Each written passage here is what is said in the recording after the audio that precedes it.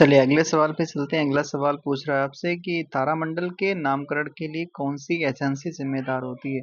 तो आपने खूब देखा होगा, न्यूज़ वगैरह में पढ़ते होंगे, तो अंतर्राष्ट्रीय खगोलीय संघ है जो आपका तारामंडल के नामकरण के लिए जिम्मेदार एक एजेंसी है। और यहाँ पर अगर बात करते हैं अंतर्राष्ट्रीय खगोलीय संघ की बात करते हैं तो इसका केंद्रीय सचिवालय जो आपका पेरिस में स्थित है। और जो पेरिस कहाँ पर पड़ता है, फ्रांस में पड़ता है। इस संघ का जो ध्येय है वो खगोल शास्त्र के क्षेत्र में अनुसंधान एवं अंतर्राष्ट्रीय अध्ययन को अंतर्राष्ट्रीय स्तर पर बढ़ावा देना। इसकी स्थापना जो होती है आई अंतर्राष्ट्रीय खगोलीय संघ की 1919 में होती है। पेरिस फ्रांस में इसका हेडक्वार्टर हो जाता है। आगे बात करते हैं कितने तारामंडलों को नाम दिया गया है। तो कितने को दिया गया है, 88 को नाम दिया गया। कितने को दिया गया भैया, 88 को नाम दिया गया है। और अगर बात करते हैं तारामंडल कहलाते हैं क्या, जो बहुत सारे तारों के समूह को, तारों के ऐसे समूह जो हमें एक ही तल में स्थित दिखते हैं, तारामंडल कहलाते हैं। जिसमें 88 तारामंडल को नाम दिया गया है, जिसमें हाइड्रा तारामंडल का सबसे बड़ा आपका क्या हो जाता है, सबसे बड़ा आपका हाइड्रा तारामंडल सबसे बड़ा हो जाता है। इसका नाम क्या है, हाइड्रा हो जाता है। तारे मुख्यतः किससे बने होते हैं, ये भी आपका सवाल पूछा गया। तो आपका हाइड्रोजन और हीलियम से बने होते हैं। किसके, हाइड्रोजन और हीलियम के बने होते हैं। और अगर बात करते हैं तारों के मूल तत्वों में, हाइड्रोजन की मात्रा आपकी 70 से मतलब 70 से 90% तक होती है तथा हीलियम आपका 30 से 10% तक रहती है। अगला पूछा जा रहा है आकाशगंगाओं के बुनियादी प्रकार में से एक नहीं है, क्या नहीं है, तो आपका रेगुलर्स नहीं है। रेगुलर्स आकाशगंगाओं के बुनियादी प्रकार में से एक नहीं है। स्पाइरल्स, इरेगुलर्स और इलिप्टिकल्स, ये जो हैं आपके, ये आकाशगंगाओं के बुनियादी प्रकार में आते हैं। अच्छा, ब्रह्मांड में अनुमानतः 100 अरब आकाशगंगाएं हैं। प्रत्येक आकाशगंगा में आपके 100 अरब तारे हैं। और देख रहे हो भैया ना, 100 अरब तारे हैं और 100 अरब आकाशगंगाएं हैं। कितनी, ब्रह्मांड में 100 अरब आकाशगंगाएं। स्पाइरल्स, इलिप्टिकल्स और इरेगुलर्स आकाशगंगाओं के बुनियादी प्रकार हैं। रेगुलर्स आकाशगंगाओं के बुनियादी प्रकार में नहीं है। ग्रेट बियर नाम है एक, क्या है, तो ग्रेट बियर नाम है एक, क्या है भाई, तो ग्रेट बियर जो है एक तारामंडल नक्षत्र का नाम है। क्या नाम है, एक जो ग्रेट बियर एक तारामंडल नक्षत्र का नाम है। इसे सप्तऋषि तारामंडल भी कहते हैं। और उत्तरी गोलार्ध में आकाश में रात्रि में दिखता है। फाल्गुन चैत्र के महीने से श्रावण भाद्र महीने की तक आकाश में 7 तारों के एक समूह में देखा जा सकता है। हब्बल का नियम किससे संबंधित है, तो हब्बल का नियम जो है खगोलिकी से संबंधित है। जो हब्बल का नियम है खगोलिकी से संबंधित है। जब कोई मंदाकिनी हमसे जितनी दूर होती है उतनी ही वह अधिक तेजी से दूर हटती दिखाई पड़ती है। इस प्रकार मंदाकिनी का वेग उसकी दूरी के समानुपाती होता है होगा। इसे हब्बल का नियम कहते हैं। हब्बल के नियम के अनुसार ब्रह्मांड की उम्र उम्र 15 × 10⁻9 वर्ष आंकी गई है। तो हब्बल का नियम अगर आपसे पूछे क्या है, इन्होंने सिंपल ये बताया कि जब कोई मंदाकिनी या आकाशगंगा हमसे जितनी दूर होती है उतनी ही वह अधिक तेजी से दूर हटती है। जितनी दूर होगी उस उतनी ही तेजी से अधिक दूर हटती है। इस प्रकार मंदाकिनी का वेग उसकी दूरी के समानुपाती होगा। हब्बल का नियम कहलाता है ये। इस ब्रह्मांड में दूसरा प्रचुर मात्रा में सर्वाधिक तत्व कौन सा पाया जाता है, तो दूसरा वाला पाया जाता है भाई साहब, कौन सा, हीलियम पाया जाता है। 3/4 हिस्सा हाइड्रोजन का है, बचा हुआ शेष तत्व आपका हीलियम का है। हीलियम ब्रह्मांड में दूसरा प्रचुर मात्रा में पाया जाने वाला तत्व माना जाता है। रात में आकाश में सबसे चमकीला तारा कौन सा दिखता है, तो सीरियस ए दिखाई देता है। कौन सा भैया, सीरियस ए दिखाई देता है। सबसे चमकीला तारा आपका सीरियस ए दिखाई देता है। अगला बात करते हैं, इसे आपका डॉग स्टार भी कहा जाता है। यहाँ से भी सवाल बन सकता है आपका, इसे डॉग स्टार कहा जाता है। और यह पृथ्वी से 8.6 प्रकाश वर्ष दूर है और एवं सूर्य से 2 गुने द्रव्यमान वाला तारा माना जाता है। सूर्य से 20 गुना अधिक चमकीला भी है। कौन सा, सीरियस क्या है, चमकीला तारा है। किसे एक टूटा हुआ तारा कहना उपयुक्त नहीं है। ठीक है, किसे एक टूटा हुआ तारा उपयुक्त नहीं है, तो ये आपका अंश या अवशेष।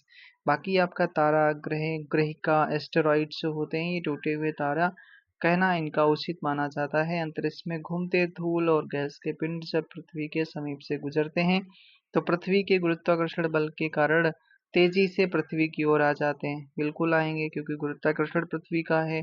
पृथ्वी के वायुमंडल में आकर घर्षण से चमकने लगते हैं। पृथ्वी पर पहुंचने से पूर्व ही वो जलकर राख हो जाते हैं, जिन्हें क्या कहा जाता है, उन्हें उल्का पिंड कहा जाता है। और इन पिंडों को ही ब्रह्मवश टूटा हुआ तारा समझ लिया जाता है। अगर यहाँ पे आगे बात करें, एस्टेरॉइड बेल्ट क्या होती है। मंगल और बृहस्पति की कक्षाओं के बीच मुख्य रूप से सूर्य की परिक्रमा करने वाले छोटे आकाशीय पिंड जो होते हैं, पिंड क्षुद्र ग्रह कहलाते हैं, यानी एस्टेरॉइड कहलाते हैं। किसके किसके बीच में? मंगल और बृहस्पति के बीच में। किसके किसके बीच पाए जाते हैं? तो मंगल और बृहस्पति की कक्षाओं के बीच में पाए जाते हैं। तारों का चमकना उनके तापमान के कारण होता है। बिल्कुल भाई, तारा जितना ज्यादा चमकीला अगर दिख रहा है तो इसका मतलब उसका टेम्परेचर ज्यादा है। तारों का मुख्य संगठक जो होता है हाइड्रोजन और हीलियम होता है, ये ऊपर भी चर्चा कर चुके थे। ग्रह वे खगोलीय पिंड हैं जो सूर्य का चक्कर लगाते हैं, जैसे पृथ्वी, मंगल, बृहस्पति, बुध, शुक्र, ये सब आपके क्या हैं, जो सूर्य का चक्कर लगाते हैं, उन्हें आपका ग्रह कहा जाता है। निम्नलिखित में से भिन्न को चुनिए, मतलब जो इनमें से अलग है। तो मंगल ग्रह, शनि ग्रह, नेपच्यून ग्रह, बाकी लुब्धक ये अलग है। बाकी सारे आपके तीनों ग्रह दे रखे हैं। लुब्धक क्या है? सीरियस सबसे भिन्न है। लुब्धक जो आपका नहीं, देखो हिंदी पूरा दे रखा है, ठीक है। लुब्धक जो आपका सीरियस है, जो आपका लुब्धक एक तारा है जो पृथ्वी से 8.6 प्रकाश वर्ष की दूरी पर है। साइरस ए सूर्य से 2 गुना द्रव्यमान वाला है या महाश्वान तारामंडल में स्थित है तथा रात्रि में सभी तारों से अधिक चमकीला नजर आता है। और हमारे सौरमंडल के ग्रह हैं, अन्य सभी आपके सौरमंडल के ग्रह हो जाते हैं। हाइड्रोजन, हीलियम और अन्य आयनित गैसों के तारे के बीच धूल के बादल को क्या कहा जाता है? तो अभी बताया था, धूल के बादल को क्या कहा जाता है? नेबुला कहा जाता है। क्या कहा जाता है? नेबुला, जिसे आप निहारिका कहते हैं। ठीक है, निहारिका कहते हैं।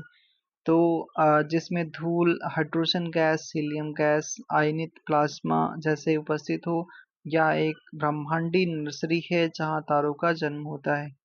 आगे बात करते हैं, एंड्रोमेडा क्या है। तो एंड्रोमेडा अभी चर्चा करा गया था। मिल्की वे की पड़ोसी आकाशगंगा जो होती है उसे एंड्रोमेडा कहा जाता है। इसे अमावस्या की रात्रि में धब्बे के रूप में देखा जा सकता है। इसकी 2 छोटी उपग्रह आकाशगंगाएं हैं जिन्हें M32, M11 जीरो के नाम से भी जाना जाता है। कौन सी आकाशगंगा मिल्की वे के सबसे करीब है? ये अभी करा गया था, एंड्रोमेडा गैलेक्सी। अगला सवाल है, जनवरी 1610 में गैलीलियो गैलीली द्वारा की गई खोज में गैलीलियन के चंद्रमाओं की संख्या कितनी बताई गई है?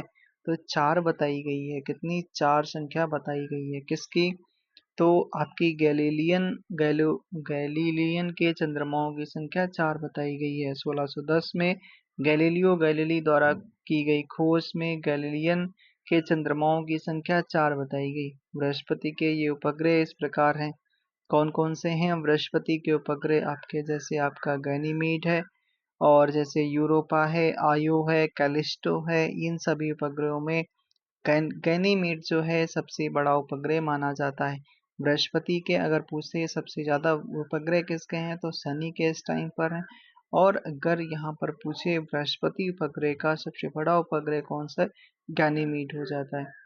किस तरीके या भुजाओं के प्रयोग के साथ वैज्ञानिक मिल्की वे आकाशगंगा को दर्शाते हैं? तो किस तरीके या भुजाओं के प्रयोग के साथ में वैज्ञानिक मिल्की वे आकाशगंगा को दर्शाते हैं? तो किस तरीके से दर्शाते हैं? तो आपका दुग्ध मेखला जो असंख्य तारों का समूह है, हमारा सौर मंडल जो सर्पिलाकार दर्शाते हैं। ठीक है, मिल्की वे और वैज्ञानिकों ने दुग्ध मेखला को सर्पिलाकार या घुमावदार या कुंडली आकृति से दर्शाया है। उत्तरी आकाशीय हेमिस्फीयर के कौन से नक्षत्र को ग्रेट बियर कहा जाता है? ये तो ऊपर भी कर चुके थे। ग्रेट बियर उर्सा मेजर को कहा जाता है। किसे? उर्सा मेजर को कहा जाता है।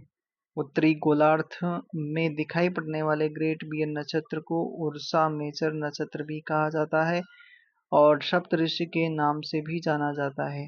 यह 7 तारों के समूह को चौकोर और तिरछी रेखा में व्यवस्थित होते हैं। तारों को यह समूह समूह सामान्यतः फाल्गुन चैत्र माह में दिखाई पड़ता है।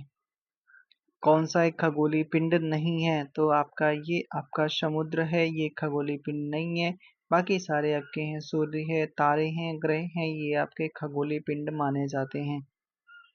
अगला सवाल, वह कौन सा खगोलीय पिंड जो रात्रि के समय आकाश में चमकता है? कौन चमकेगा? तारा ही तो चमकेगा। ठीक है, कौन चमकेगा? तारा चमकेगा। ठीक है, तारा चमकेगा। कौन चमकेगा? तारा चमकेगा।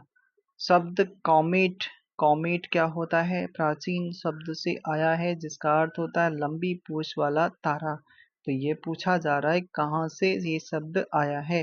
तो ये यूनानी शब्द से आया है। क्या? यूनानी शब्द से आया है। कॉमेट शब्द यूनानी भाषा से आया है। और ये आपसे पूछा जा रहा है कि ये, हाँ ठीक है, कॉमेट्स जिसे आप क्या कहते हो, जिसे आप क्या कहा जाता है, जिसे पुच्छल तारा भी कहते हो। ठीक है, पूंछ वाला तारा भी कहा जाता है, लंबी पूंछ वाले तारे। तो ये चैप्टर भैया समाप्त हो गया। अगले चैप्टर की ओर चलते हैं। ठीक है, अगले चैप्टर की ओर चलते हैं। अगला चैप्टर है, या इसको दूसरे में